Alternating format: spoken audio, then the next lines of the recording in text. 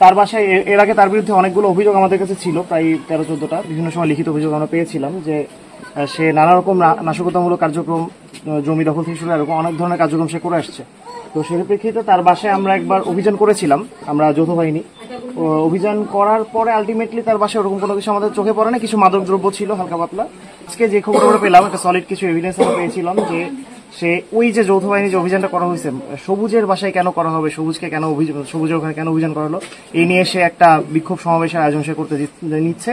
এবং সব থেকে অ্যালার্মিং পার্ট ছিল যে সে ওখান থেকে নাকি মিছিলটা নিয়ে তার প্ল্যান ছিল ইয়াতে নিয়ে আসার, ক্যাম্পে নিয়ে আসার। এবং তার থেকে খারাপ যে জিনিসটা ছিল, সে বিএনপির ছায়াতলের ছত্রছায়া থেকে এই জিনিসটা করার কথা বলেছিল, কিন্তু অনগ্রাউন্ডে গিয়ে আমরা কয়েকজনের সাথে যখন কথা বলে দেখতে পারলাম যে এরা কেউ বিএনপির লোক না, এরা হচ্ছে সবাই 2000 টাকা 1500 টাকা বা মোটরসাইকেলের তেল করে দেওয়া হবে, এরকম মানে বিভিন্ন কথা বলে তাদেরকে আগের দিন নিয়ে আসা হয়েছে।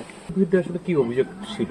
ওর বিরুদ্ধে অভিযোগ হচ্ছে ও বিভিন্ন রকম চাঁদাবাজি, তারপরে দখলদারিত্ব এবং হুমকি ধামকি প্রদান বিভিন্ন জায়গায়, এগুলোর সাথে সে লিপ্ত আছে, এরকম ধরনের অভিযোগ আমাদের কাছে ছিল। তো এরপরও আমরা যেটা জানতে পারলাম এলাকার স্থানীয় মানুষদের কাছে, যে ওকে যে আজকে ধরা হয়েছে সেই ধরাতে নাকি স্থানীয় মানুষজন অনেক স্বস্তি প্রকাশ করছে আর কি। আমরা